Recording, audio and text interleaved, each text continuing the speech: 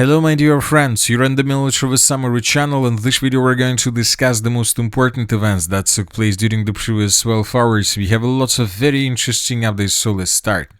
According to information we have, during the Munich Security Conference, the President of Ukraine Zelensky stated that on February 17-18 we will again discuss a new energy truce. Later, this information was confirmed by Rustam Umerov. Ukraine wants to discuss an energy ceasefire at the Geneva talks, said National Security and Defense Council Secretary Umerov. We will raise this issue, but we cannot discuss it publicly, he stated.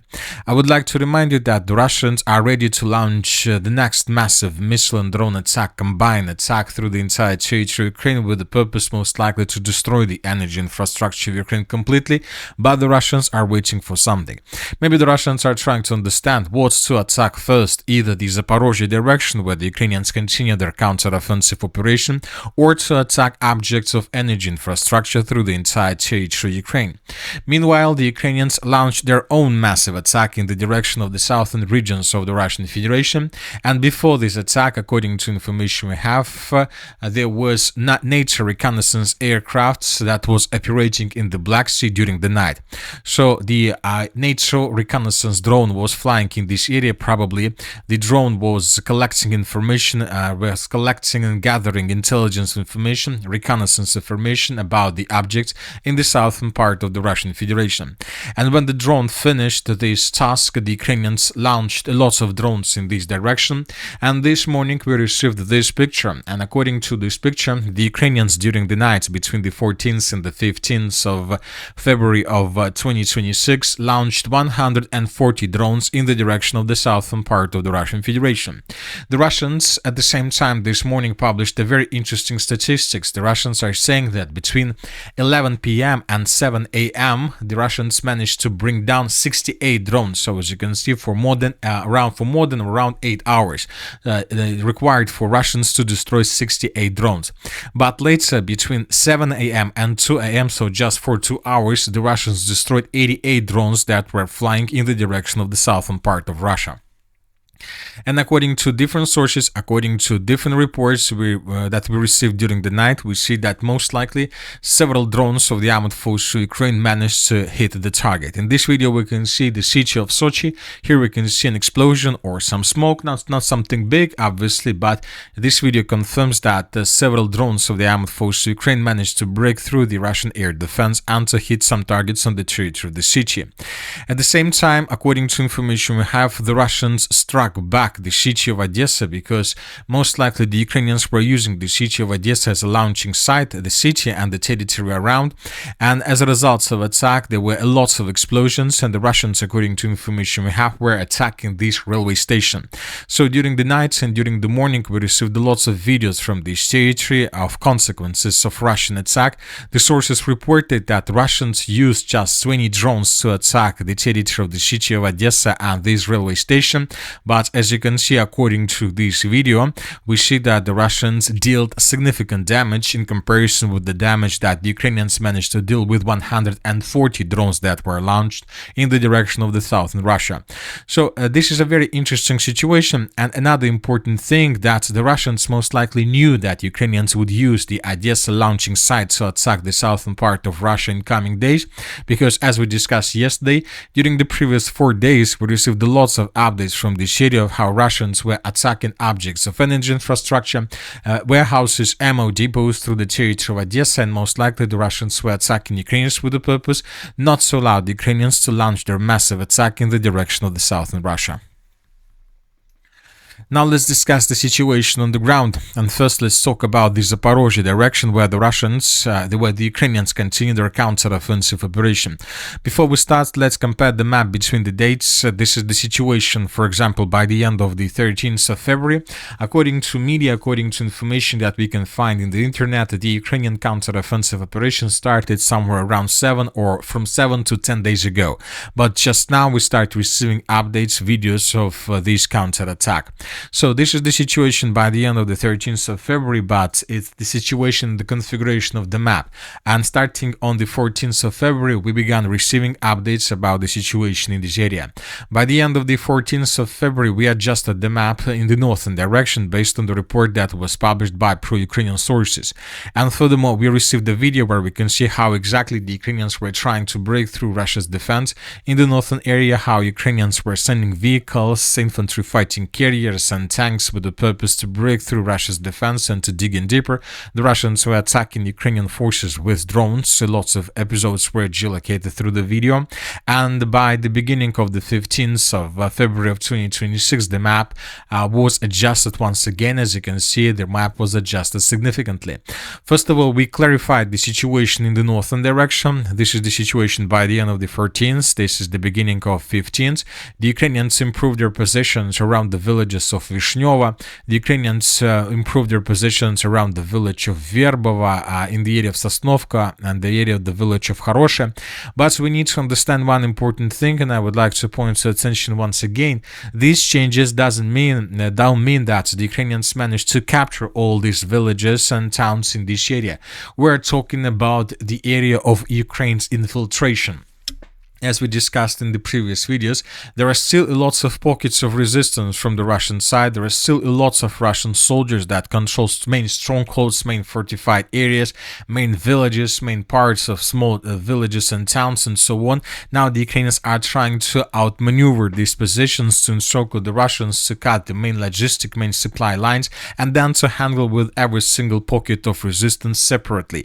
The Ukrainians know that the Russians have huge problems with the communication, with the internet, so that is why they're using this situation in their favor.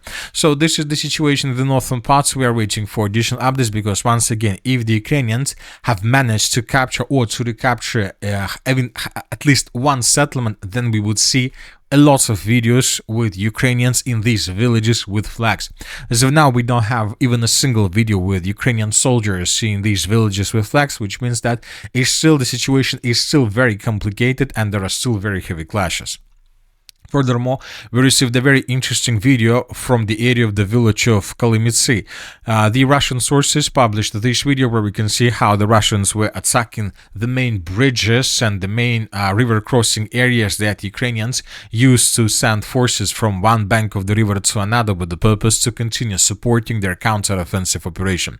So, as we can see, as of the beginning of the 15th of February, the Russians began bombing and attacking pontoon bridges, places that Ukrainians used to send forces to the south, which means that the Russians are trying to stabilize the situation and to exhaust the soldiers who are currently located to the south of the river of Volcha.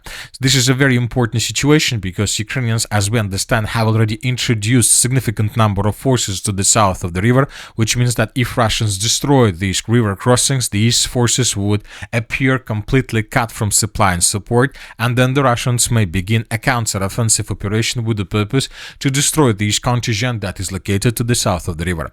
One thing is clear, there are still very heavy clashes, and these clashes will continue, and this is probably the most important battle of the beginning of 2026, and the results of this battle will determine the situation for the upcoming 2026 year.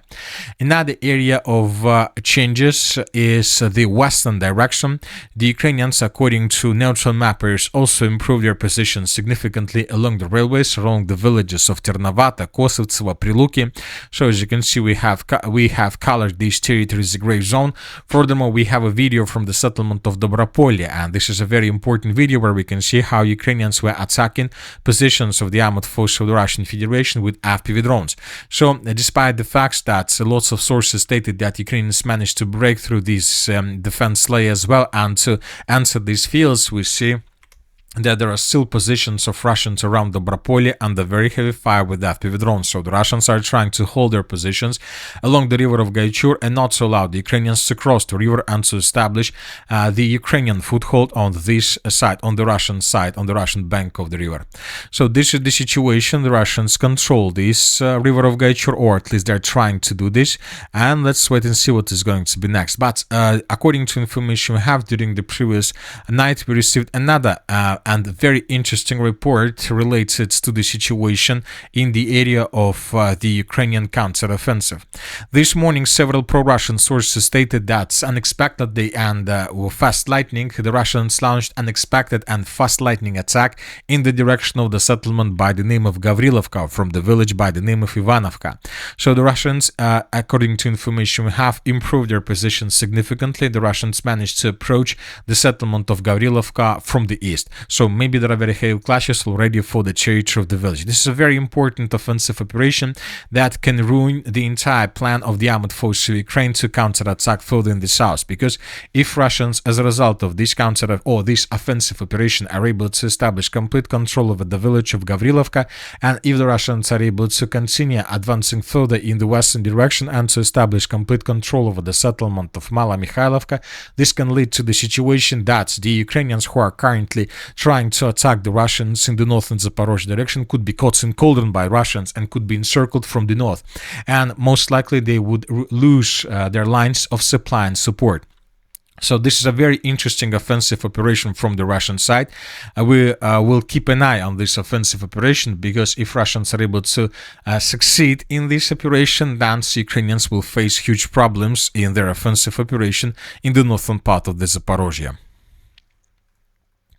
Now let's move further and let's discuss the situation in the Dobropolye direction. Today we received a very interesting statement published by the Commander-in-Chief of the Armed Forces of the Russian Federation, Valery Gerasimov. He came to inspect the Group of Forces Center, and today during this visit he stated that the Armed Forces of the Russian Federation by the end of the 15th of February of 2026 established complete control over the southern part of the city of Mirnograd. So he specified that just the southern part of the city is under complete Russian control. According to this statement, we can make a conclusion that maybe the northern part of the city of Mirnograd is still in the gray zone, and that there are still some groups and pockets of resistance of the armed forces of the Russian Federation.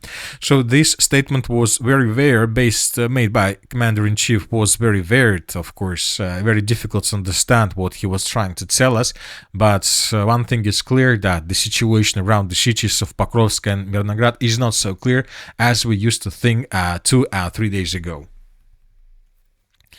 Now let's talk about the Constantinople direction. During the previous days, the Russians improved their positions in the southern part of the settlement. We came to this conclusion based on the video published by pro-Ukrainians and pro-Russian sources. Here we can see how Ukrainians were attacking positions of the armed forces of the Russian Federation with this drone, and then the Russians destroyed this drone with FPV drone. So this battle took place right exactly at this point, and based on this video we came to conclusion that during the previous days the Russians improved their positions significantly along this forest, and they approached the city of Constantinople from the south. Furthermore, several neutral mappers stated that the Russians are trying to answer the city of Constantinople from the southwest, but as of now the Ukrainians still hold their positions. Furthermore, we have adjusted the map in the eastern part of the city of Constantinople. I would like to remind you that yesterday there was a video where the Ukrainian soldier that was talking about the situation in this area. The video with this flag was geolocated. He stated that this territory under complete control. So now we see that today this information was also specified and clarified by different mappers, so that is why we recolored these territories back under control of the armed forces of Ukraine. As for the Slaviansk direction, during the previous 12 hours we haven't received anything special. As for the northern directions, during the previous 12 hours, we received additional changes on the ground, especially in the Liptsy direction. During the previous nights, several mappers confirmed additional progress on the ground from the Russian side. Based on these reports, we have adjusted the map, and we have additional changes in the Sumy direction.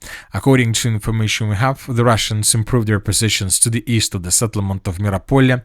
This information was provided by neutral mappers, and according to information we have, the Russians are keeping advancing in the area of the settlement of Kondratyevka. According to this configuration of the map, we believe that the village of Kondratyevka would be captured or recaptured by Russians in coming days.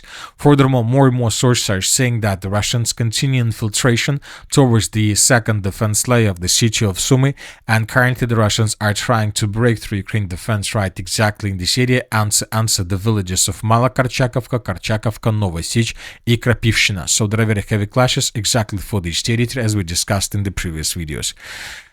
Another important thing that we are waiting for the next massive combined attack from the Russian side, and according to all these updates, according to Ukraine's attack in the direction of the southern Russia, according to these clashes in the Zaporizhzhia direction, we believe that this attack is going to take place this night.